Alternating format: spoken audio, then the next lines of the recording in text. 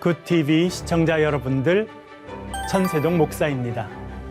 훈민복음, 세상을 깨우는 말씀에 오신 것을 환영합니다. 오늘도 귀한 분들 패널로 참여해 주셨습니다. 반갑습니다. 안녕하세요. 반갑습니다. 지난번에 우리가 빌립보 교회의 첫 교인은 그런 제목으로 공부를 했고요.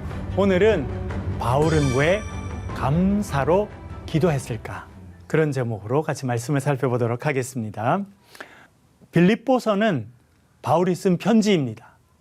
바울이 누구에게 쓴 편지입니까? 빌립보에 있는 교인들이죠. 그래서 빌립보서라고 되어 있는데요.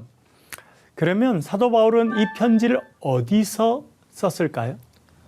옥중에서 썼다고. 그렇게 많이 알려져 있지요. 정말 그런지 한번 살펴보도록 하겠습니다. 먼저 성경 구절 같이 읽어보면서 생각해 보겠는데요. 1장 7절 읽어보겠습니다. 내가 너희 무리를 위하여 이와 같이 생각하는 것이 마땅하니 이는 너희가 내 마음에 있음이며 나의 매임과 복음을 변명함과 확정함에 너희가 다 나와 함께 은혜에 참여한 자가 됨이라. 아멘. 아멘. 예, 여기에 가운데 보면 나의 매임과 셋째 줄에 보면 그런 단어가 나오죠. 나의 매임과 매여 있다. 내가 매여 있다. 그렇게 이야기를 하고 있는데요. 여기 매임이라고 번역된 단어는 데스모스라고 하는 그런 헬라어입니다. 어떤 뜻이냐면 쇠사슬, 족쇄 이런 뜻을 가지고 있습니다. 내가 지금 쇠사슬에 묶여 있고 족쇄를 차고 있다. 발이 이렇게 족쇄에 딱 묶여 있다. 그렇게 이야기를 하고 있는 것입니다. 그러니까 사도 바울이 이렇게 쇠사슬에 묶이고 또 족쇄에 묶여 있는 감옥에 있는 것이라 이렇게 생각할 수 있는 부분입니다. 또 하나 더 읽어볼게요. 13절, 14절 읽어보겠습니다. 이러므로 나의 매임이 그리스도 안에서 모든 시위대 안과 그 밖의 모든 사람에게 나타났으니 형제 중 다수가 나의 매임으로 말미암아 주 안에서 신뢰함으로 겁없이 하나님의 말씀을 더욱 담대히 전하게 되었느니라. 아멘. 여기도 보면 똑같은 단어가 두 번 반복되죠. 13절에 보면 나의 매임이라는 단어가 나오고 14절에도 보이면 나의 매임이라는 단어가 나오죠. 7절에서 쓰였던 단어와 똑같습니다. 족쇄, 쇠사슬 이런 단어가 계속 연달아 쓰이고 있는 것을 보게 됩니다. 그가 이제 죄수로 붙잡혀서 감옥에 있다는 것을 알게 되는 그런 부분입니다. 그리고 여기 또 중요한 단어가 하나 더 나오는데요. 13절에 보면 나의 매임이 그리스도 안에서 모든 시위대 안과 라고 하는 단어가 나오죠.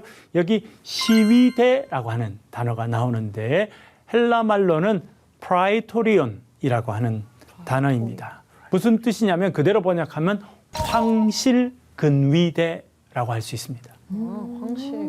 왕을 모시고 있었던 근위병들의 부대를 여기서 시위대라고 이야기합니다. 그러니까 왕을 모시는 군인들이 있었으니까 이곳이 어디였을 가능성이 제일 많습니까? 로마. 그렇죠? 예. 물론 타 지역에도 왕실 근위대들이 파견돼서 근무할 수 있겠습니다만 그 가장 많은 황실 근위대가 있었던 곳은 황제가 있는 로마였다라고 생각할 수 있습니다. 그래서 전통적으로 이 빌립보서는 사도 바울이 썼고 사도 바울이 로마에 있는 감옥에 갇혔을 때 쓴 것이다라고 그렇게 이해합니다. 여기에 또 다른 증거 하나가 있는데요. 그것이 4장에 나옵니다. 4장 22절 한번 읽어보겠습니다. 모든 성도들이 너희에게 문안하되 특히 가이사의 집 사람들 중 몇이니라. 아멘. 아멘. 사도 바울이 여기서 빌립보 교인들에게 이제 편지 마지막에 문안 인사를 합니다. 너희들에게 내가 문안 인사를 전한다. 나와 함께 있는 분들도 여러분들에게 문안 인사를 전합니다. 라고 이야기하면서 특별한 표현을 하고 있는데요. 특히 누구라고 써 있어요? 가이사의 집 사람들 중 몇이니라. 카이사르입니다. 카이사르. 예. 로마 제국의 기초를 세웠던 카이사르. 이제 살해됐던 카이사르의 이름을 따서 그 이후의 왕들은 카이사르라고 불렸습니다. 그래서 이 가이사라고 하는 것은 황제를 가리키는 표현이었다는 걸 알게 됩니다. 그래서 가이사의 집 사람들 하니까 누구였겠습니까? 왕이 사는 집에 같이 사는 사람들, 궁궐에, 왕궁에 있던 사람들이라는 것입니다. 그러니까 가이사, 이 왕을 섬기는 일들을 하는 사람들 중에 일부의 사람들은 사도 바울의 복음을 듣고 예수 믿는 자가 되었고 같이 예배 드리는 그런 사람들도 되었고 그래서 그들 가운데 일부의 사람들이 인사를 전한다. 그렇게 말해주고 있는 것입니다. 여러분 한번 상상해 보시면 로마에 그 또 감옥에 갇혔습니다. 왕실 근위대가 지키고 있는 그런 감옥에 있습니다.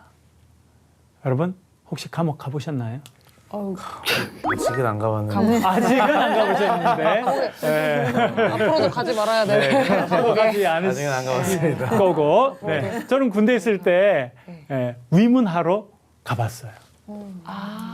군대 군목으로 있을 때 군대에도 이렇게 감옥이 있거든요. 네.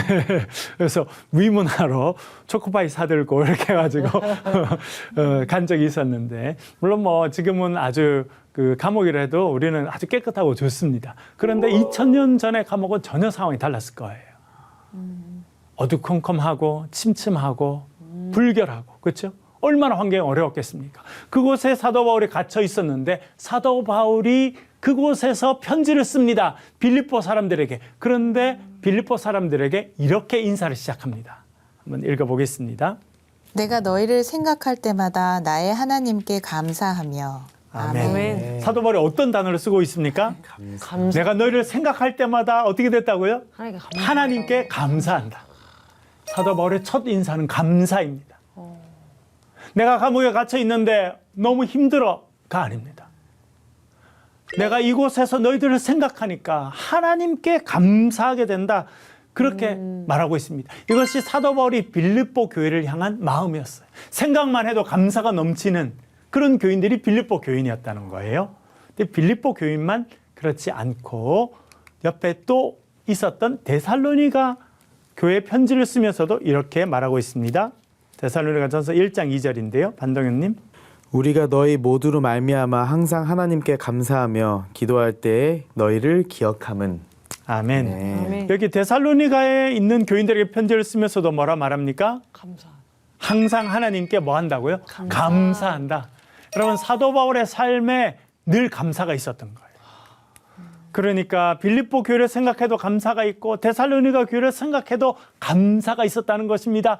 그 감사는요 화려하고 편안한 궁전에 있는 것이 아니라 감옥 안에 있는데 거기서도 감사가 넘쳤습니다. 감옥 안에서도. 왜냐하면 예수 그리스도의 복음을 인한 기쁨이 그의 삶에 있었기 때문입니다. 두 교회의 편지를 쓴 거 잠깐 살펴봤죠. 하나는 빌립보 교회고요. 또 다른 하나는 데살로니가 교회입니다. 공통점이 있어요. 그 뭐냐면 마케도니아라고 하는 지역에 있는 교회였다는 것입니다. 아, 데살로니가도. 예, 바로 옆에 있는 교회였는데요.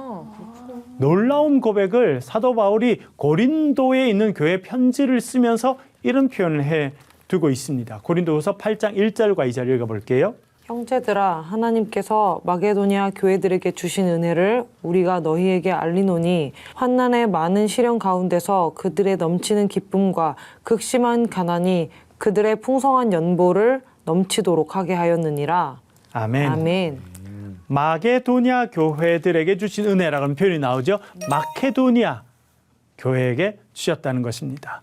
그림을 보시면 우리 지난번에 살펴본 것처럼 소아시아를 거쳐서 드로아에서 사모드라게를 거쳐서 네아폴리로 오게 되고 빌립보 오게 되죠. 그리고 결국 교회가 세워진 곳은 빌립보입니다.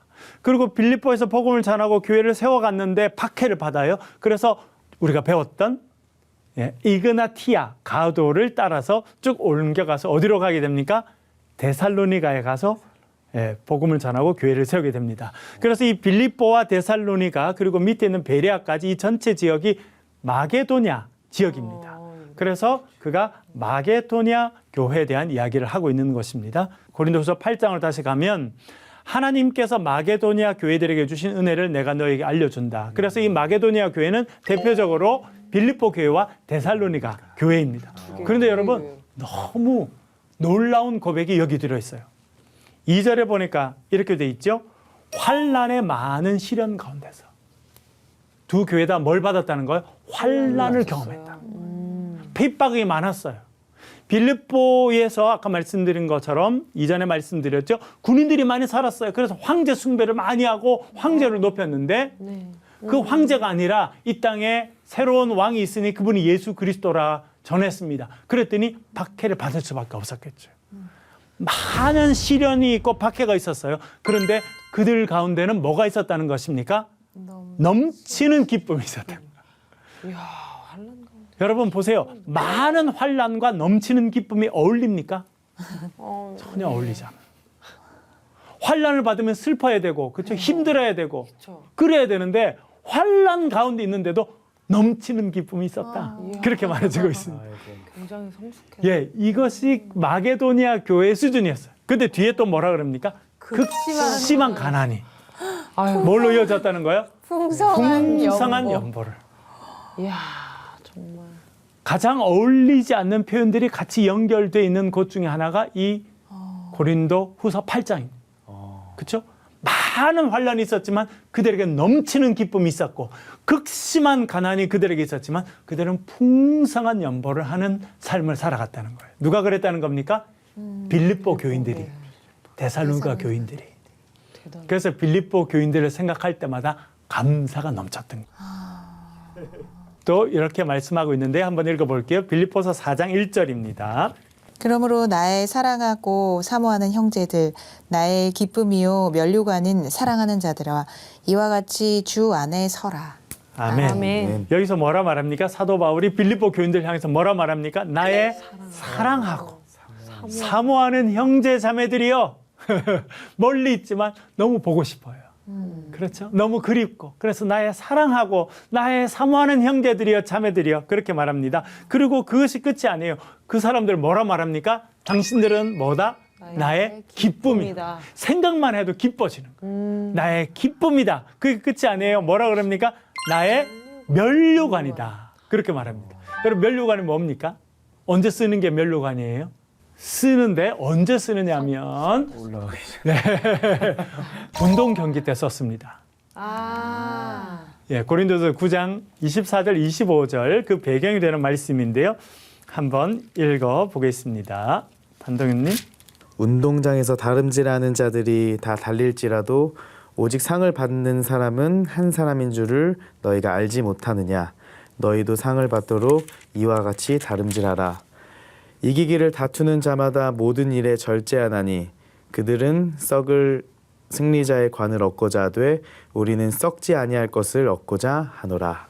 아멘. 여기에 보면 운동장에서 다름질하는 자들이라는 표현이 나옵니다. 여러분 옛날에 초등학교 다닐 때 운동장에서 운동회 해보셨어요? 아유, 그럼요. 해봤죠. 했죠? 그럼요. 잘하셨어요? 잘했습니다. 이래봬도 개주였습니다. 아, 네. 우리 박상수 씨는 키도 크시고 그래가지고 아주 잘 하셨을 것 같은데. 잘 다름질했었어요. 아, 다름질 잘했는데요. 다름질을 아주 잘했었어요. 그렇죠. 그렇게 해서 운동을 하게 돼서 뭐 100m 달리기나 그렇죠. 이어 달리기 이거 쫙 예. 하게 돼서 1등을 하게 되면 뭘 받아요, 우리는? 우리는 학용품 세트. 그렇죠. 옛날에 시골에서 공책 이런 거, 과일, 그렇죠. 그렇죠. 이런 거 이렇게 줘가지고 그 많이 받으면 다음 학기에 쓰고 맞아요. 이렇게 했는데요. 사도 바울이 지금 고린도에 있는 교인들에게 편지를 하면서 이렇게 쓰고 있습니다.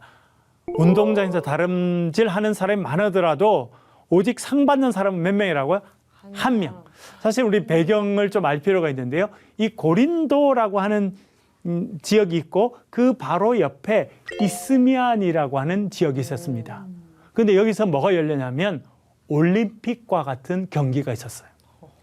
여러분 지금도 올림픽이 가장 큰 그 운동 경기 아닙니까? 4년 만에 한 번씩 열리죠. 그런데 그것과 비슷한 정도의 국제적인 운동 경기가 고린도에서 열렸어요.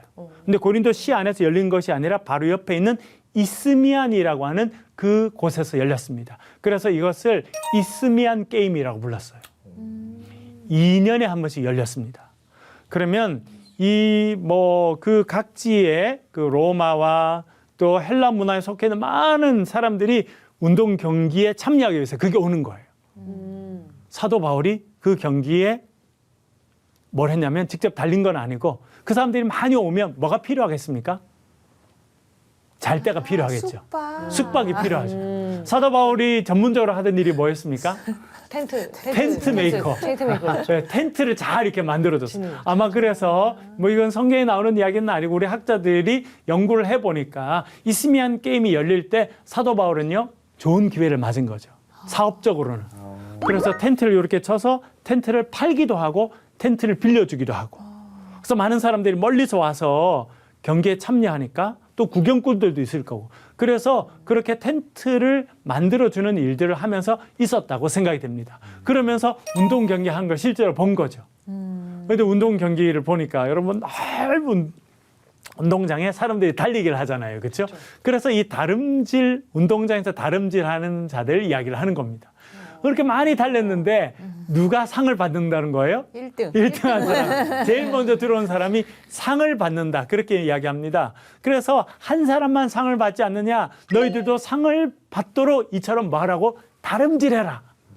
운동 경기를 하듯이 사람들이 열심히 달리듯이 신앙의 다름질, 인생의 다름질, 사명을 이루는 삶을 살아가라는 거예요.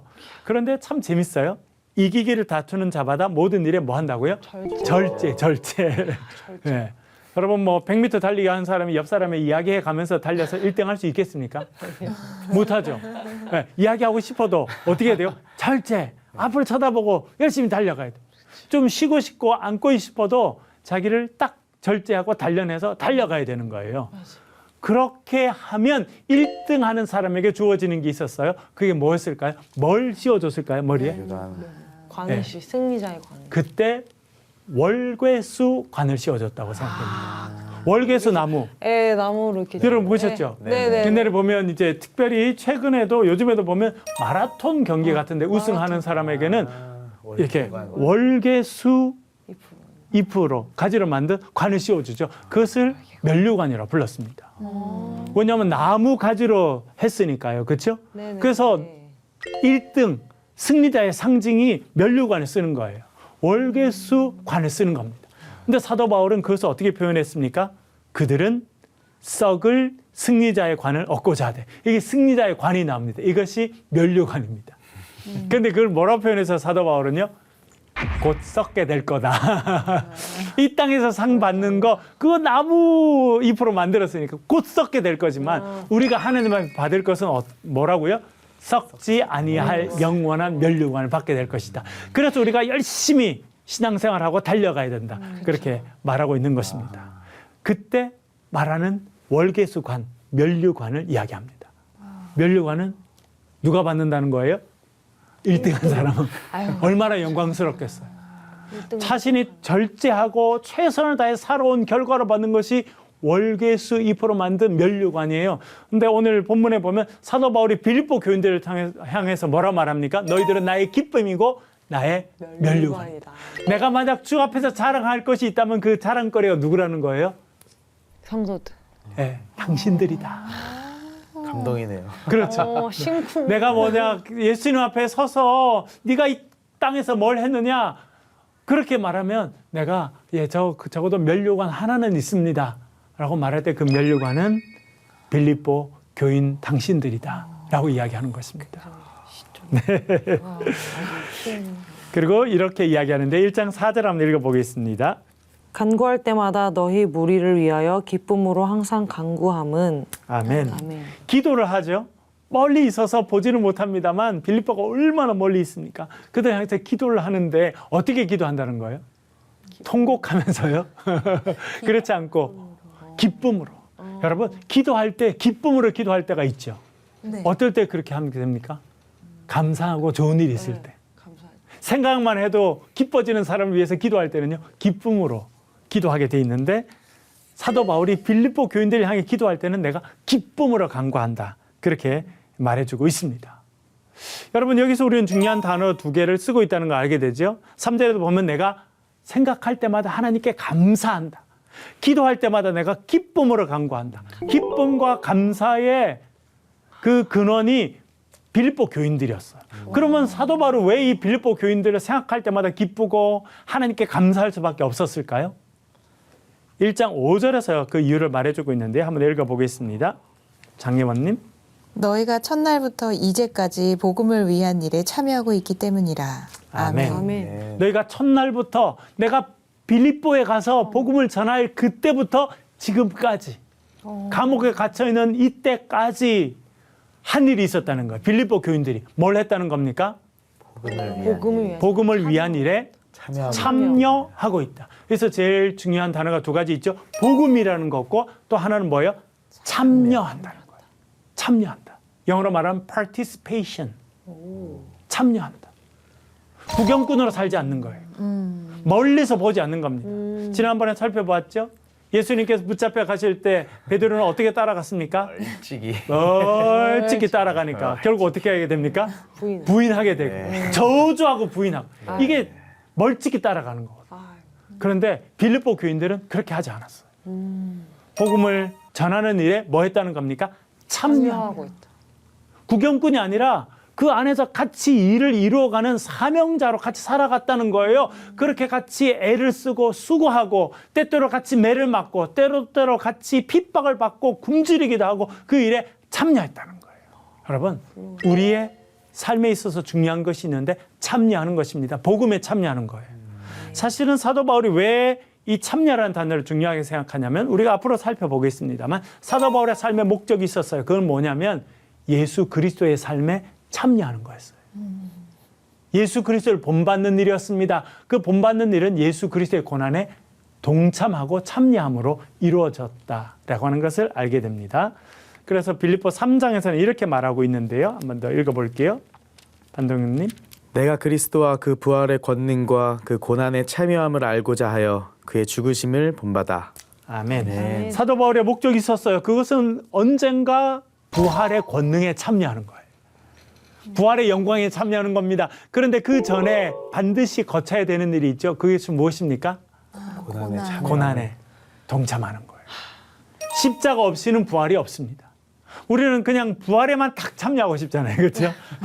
천국 잔치에만 딱 참여하고 싶어요. 앞에 거는 그냥 넘어가고 이렇게 바로 월반해서 건너뛰어서 부활의 영광에 참여하고 천국 잔치에 참여하고 이렇게 하고 싶은데 들켰나요? 예, 그렇게는 안 되고 그 전에 뭐가 필요하다는 겁니까? 고난이 십자가의 고난에 참여해. 십자가의 고난에 참여한 자만 부활의 영광에 참여할 수 있다는 겁니다. 그래서 그는 고난에 참여하는 삶을 살았어요. 그리고 그 일에 같이 동참해준 빌립보 교인들을 늘 감사하게 생각하고 빌립보 교인들이 나의 자랑이다, 나의 기쁨이다 그렇게 했다는 것입니다. 예쁜 집만 골라서 했네요. 그렇죠. 예쁜 집만 골라서 했어요. 예수 그리스도의 삶에 참여하는 것, 그것이 사도 바울의 삶의 중요한 목적이었습니다. 그래서 그는 예수 그리스도의 삶에 참여하는데요. 그 참여의 방법은 많은 경우는 고난을 받는 거예요. 복음을 위해서, 교회를 위해서, 예수 그리스도를 위해서 고난을 받는 것입니다. 그것은 때때로 감옥에 던져지는 일이었고 때때로는 채찍을 맞는 일이었고 때때로는 버림을 받는 일이었습니다. 그래서 갈라디아서 6장 17절에서 중요한 표현을 쓰고 있는데 한번 읽어볼게요. 갈라디아서 6장 17절. 이후로는 누구든지 나를 괴롭게 하지 말라. 내가 내 몸에 예수의 흔적을 지니고 있노라. 아멘. 아멘. 사도 바울이 갈라디아 교인들에게 말합니다. 내 몸에 뭐가 남아 있다고요? 예수의 흔적. 예수의 흔적. 스티그마, 예수. 예수 그리스도의 흔적이 내 몸에 있다는 겁니다. 그건 뭐라는 겁니까? 상처. 매 맞은 매 상처예요. 맞은 거. 채찍질. 채찍 맞은 상처예요. 그것이 몸에 남아 있는데 그 고통의 흔적들이 남아 있는데 사도 바울은 그것을 뭐라 그러냐면 이것은 고통의 흔적이 아니라 그리스도의 흔적이다. 내가 그리스도의 삶에 동참했다라고 하는 것을 증거해 주는 그 흔적이다. 그 증거물이다. 그렇게 말하고 있는 것입니다. 그래서 사도 바울은 복음에 동참했고요. 그리스도의 고난에 동참했고 그 일에 동참한 빌립보 교인들을 나의 사랑하고 사모하는 자들아 그렇게 불렀다라고 하는 것을 알게 됩니다. 네, 오늘 강의 여기까지 하겠고요. 혹시 질문 있으시면? 저는 좀 생각하면서 그 신실하신 하나님 이 찬양이 좀 생각났는데 바울은 정말 불러주시면 안 될까요? 조금만 더 조금만 불러주세요. 불러주세요. 신실하신 하나님 신실하신 주 그러게 말이에요. 나의 주 하나님은 신실하신 주님 이 찬양이 좀 생각나면서 바울은 정말 그 신실하신 하나님을 정말 믿어 의지했구나. 감옥에 있을 때도 네. 내가 밖에서 풀려나도 이 빌립보 교인들이 있어서 너무 기쁘고 내가 만약에 감옥에서 죽는다 할지라도 하나님과 함께해서 이 기쁨이 넘친 맞아요. 그 바울의 모습이 아니었을까라는 좀 생각이 많이 들었습니다. 그러게 말입니다. 그래서 바울을 좀 많이 신실하신 분. 닮고 싶다. 네. 아니 우리 크리스찬으로 살아갈 때 네. 세상 사람들한테도 그런 말을 듣고 심지어는 우리 안에서 이런 말을 조금 들은 것 같아요. 왜 크리스찬, 왜 하나님 믿는 사람들이 가난해? 왜 아파? 왜 나쁜 일이 생겨? 이런 얘기를 듣곤 해요. 네. 저희 안에서도. 그러니까 우리가 어쩌면은 이 복음의 본질을 잘 이해하지 못하기 때문에 그런 것 아닌가. 아까 고난에 동참해야 십자가의 부활도 있다 하셨는데 네. 우리는 우리가 받고 싶은 특혜만을 계속 집중해서 믿음 생활을 하고 네. 있기 때문에 이러한 질문들이 계속 안팎으로 들려오는 것 같아요. 그러게 말이죠. 그래서 오늘은 다시 한번 복음의 본질에 대해서 좀 깊이 생각해 볼 수 있는 시간이었던 네. 것 같아요. 네. 그러게 말입니다. 하여튼 예수 그리스도의 복음에 동참하는 삶을 사도 바울이 살았고 그 일에 같이 동참하는 빌립보 교인들을 사도 바울은 너무 고맙게 생각하고 자랑스럽게 생각했던 것 같습니다. 오늘은 바울은 왜 감사로 기도했을까? 그런 제목으로 말씀을 살펴보았고요. 다음번에는 바울이 기뻐하고 기뻐한 이유는 이라는 제목으로 말씀을 살펴보겠습니다. 오늘 함께해 주셔서 감사합니다. 수고하셨습니다. 감사합니다.